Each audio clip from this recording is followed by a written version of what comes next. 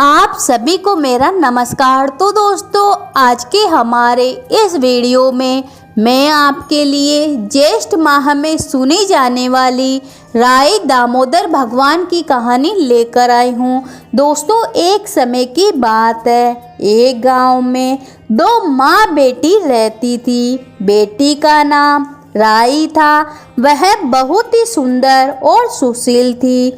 भगवान कृष्ण जी की पक्की भक्त थी। एक बार भगवान कृष्ण जी उसकी परीक्षा लेने हेतु डांसरिया बेचने वाले बनकर आए और आवाज देने लगे। राई अपनी माँ से बोली कि मुझे भी डांसरिया चाहिए। माँ बोली कि मैं पैसे कहाँ से लाऊं? बाजरी है, वो ले जा। बाजरी के भगवान ने फूंक मारी तो पूस उड़कर उसकी आंख में गया। राई जोर जोर से रोने लगी। भगवान वहां से अंतर्धान हो गए।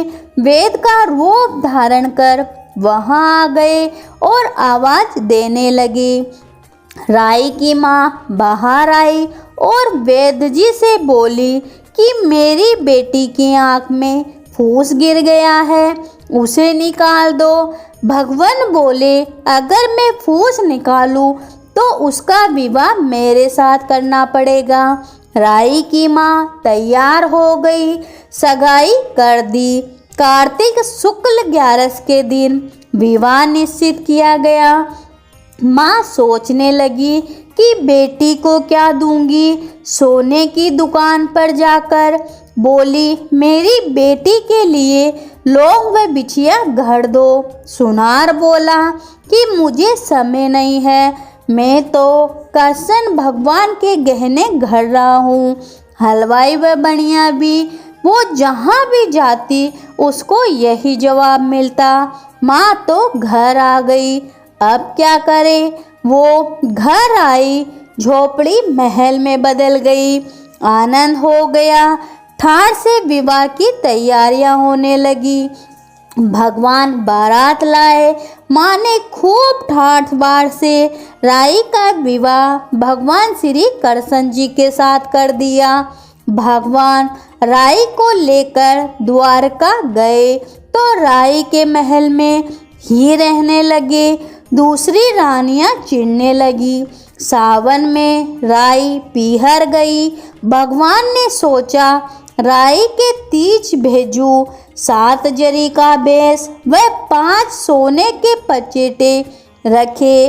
2 हंसों को बुलाया और बोले, सीधे राई के पीहर जाना, कहीं मत रुकना। राधा रुक्मण को पता चला तो उन्होंने हंसों को अपने महल में बुलवा के कहा, तोड़े मोती चुग लो। हंस आ गए और मोती चुगने लगे। राधा रुक्मण ने सारा सामान निकालकर उसमें फटे पुराने कपड़े और 5 कांटे बांध दिए। पोटली हंसों को दे दी। हंस सामान लेकर राई के पास गए। राई खुशी से नाचने लगी। जैसे ही पोट खोली तो 5 उंगलियों में 5 कांटे चुभ गए। राई बहुत दुखी हो गई। सावन खत्म हुआ तो भगवान लेने आए। राई से बोले, पर राई तो बोले ही नहीं। भगवान आए तो राई दूर दूर हो जावे। भगवान ने सोचा, कोई बात नहीं। राई फिर भी नहीं बोले। इतने पर राई भगवान को अपने महल में ही जिमाती। भोजन में दही जरूर देती। एक दिन भगवान बिल्ली बन के दही खा गए। अब राई दही कहाँ से रखे? भगवान गुजरी बनकर दही बेचने आ गए। राई नीचे जाकर बोली, थोड़ा दही दे दो। गुजरी रूपी भगवान बोले कि राई, तुम इतनी उदास क्यों हो? हमने सुना आप भगवान से भी नाराज हैं। राई बोली कि तुझे क्या मतलब है, तू तो जा। तो गुजरी रूपी भगवान बोले कि हम सहेली जैसी है तो मन की बात कहो, मैं किसी से नहीं कहूँगी। रानी ने सारी बात बता दी। सुनते ही भगवान को अचंभा हुआ और वे असली रूप में आ गए और बोले कि ये कैसे हुआ। मैंने तो जरी के बेज और सोने के पचेटे भेजे थे।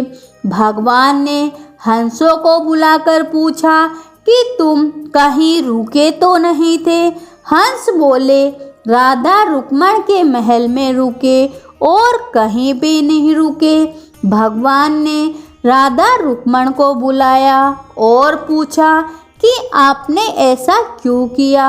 तो वो बोली कि आप महल में नहीं पधारे, इसलिए हमने ऐसा किया।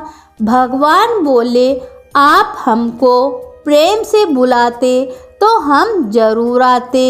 फिर भगवान बोले कि कार्तिक का महीना राई को दूंगा। 5 दिन की पतिथियाँ राधा रुक्मण को व 11 सत्यभामा को दूंगा। भगवान ने सबका मान दिया। हे भगवान, राधा रुक्मण राई को मान दिया, वैसे सबको देना। घड़ती को पूरी कर जो, पूरी का प्राण धर जो। चल भग माफ कर जो। तो प्रेम से बोलिए राई दामोदर भगवान की जय हो।